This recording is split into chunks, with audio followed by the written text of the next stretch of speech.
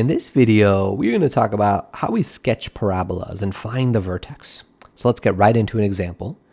I want to compare the graph of y equals x squared to the following functions graphs. So in part A, I got f of x equals negative x squared. So the graph of y equals x squared, well, that's just an upward facing parabola, and it's got the vertex at the origin. So y equals x squared, the vertex, this kind of point at the center of it, is at the origin.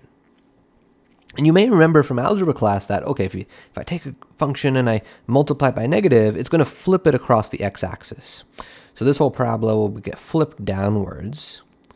So if I flip the whole thing downwards, the vertex is still at the origin, but now it's just a downward parabola. That's my y equals negative x squared graph. So, well, why does that happen? I can get a feel for it by picking a test value. Like if I let x be 3 in this original graph, then y is going to be 3 squared, which is 9. So if I pick x to be 3, then the y value is 9. But if I plug in the same x value into my negative x squared, what we'd get is negative and then 3 getting squared. And when you have a subtraction and exponent comes first in order of operations. So 3 squared becomes 9, and then I would do the negative. So when I plug 3 into my negative x squared graph, the y value should be negative 9. The y value should be negative 9. So it's making the y coordinate have the opposite sign. That's why it gets flipped across like this. All right, so part B, what if I multiply by a different number like 2? Let me start by drawing my y equals x squared parabola. So y equals x squared. And if I do the same thing, if I plug in a test value like 3, I know that that y value is 9.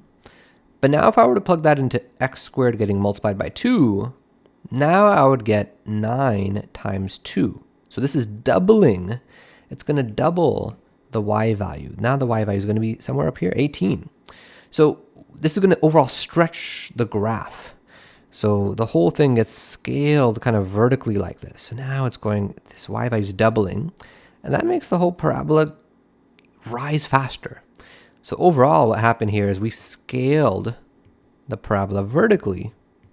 We scaled it vertically by a factor of 2, by a multiple of 2. I should say by multiplying all the y values by 2. And the first graph, what happened was we reflected it across the x-axis. Reflected it across the x-axis. Okay. All right, let's do some more examples. Okay, so I got 3 more here that I want to give you a chance to practice and see how well do you remember this from your algebra. When in doubt, we can plug in some points like I was doing with x equals 3. So pause the video at this point for 2 minutes to try these. In 3, 2, 1, pause it and try these. Okay, so hopefully you did that. Hopefully you paused it and tried these. So I'm going ahead and just drawing in our y equals x squared parabola for all of these, right? Because it wants me to compare that graph to each of these. I'm just gonna copy that in. My y equals x squared. Okay, and if I multiply by 1/3 instead of by 2, well, now that's taking my y values. Like when I plugged in 3, the y value used to be 9, but now that y value is getting multiplied by 1/3. So it's going to be much lower. If I multiply 9 by 1/3, that y value is going to be 9. So all the y values get multiplied by 1/3, so they get made smaller. So I get this kind of wider parabola. Overall, this got scaled vertically. Got scaled vertically by a factor of 1/3. We multiplied all the y values by 1/3. So it's rising much more slowly. If you instead take your x squared and you add 10 to it, well, now all the y values, like if I plug in x equals 3, I was getting the y value 9. Well, now I'm going to add 10 to that. It's going to make the y value be 10 units higher. So it's going to take my whole graph. It's going to take my whole graph and it's going to shift it up by 10. It's going to shift the whole graph up by 10. So the vertex, which used to be at the origin, Well, now it's crossing at 10 on the y-axis. So this shifts the graph up by 10. Shifts the graph up by 10. So for part E, I have the same type of function in D. I got that plus 10 on the outside, but this x squared has now become the quantity x minus 5 getting squared. So let me start off by drawing my y equals x squared parabola. So y equals x squared. And the plus 10 is still going to shift the whole thing up by 10, but changing x to x minus 5 like this will move the whole thing right by 5. So now the vertex is going to be at 5, 10. And the way I know that this point is below the parabola rather than above is if I take x equals 5 and I plug it into x squared, I get the y value is 25. And 10 is definitely below 25. So if I draw my parabola now, it's has the vertex there and then it's rising up like this. So overall what happened is it got shifted. It shifts up by 10 and right by 5. And right by 5 units. Okay.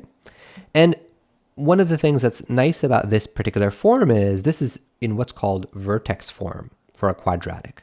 Vertex form in general looks like there might be some number in front of the parentheses, which I'll call a, and then I'll have x and then minus some number h getting squared and then plus k, where the h comma k is the vertex of that parabola. So, okay, what does this really mean? If I look at the example we just did, the x coordinate to the vertex is the number you plug in for x to make this parentheses be 0. And that's 5. And when you do plug in 5 here, this whole part becomes 0, and you'll get that y equals 0 plus 10, which is 10. That's how you get the y coordinate of the vertex. Even in the general formula, what I would plug in for this x to make this parentheses be 0 is h, and if you do plug in h, that's the x coordinate. Well, if you do plug it in, this part goes away, you'll get 0. So you get y then equals 0 plus k, which is k. All right, and then how do we take a general quadratic and put it in this vertex form? We do that by completing the square, and we'll explore that in our next video.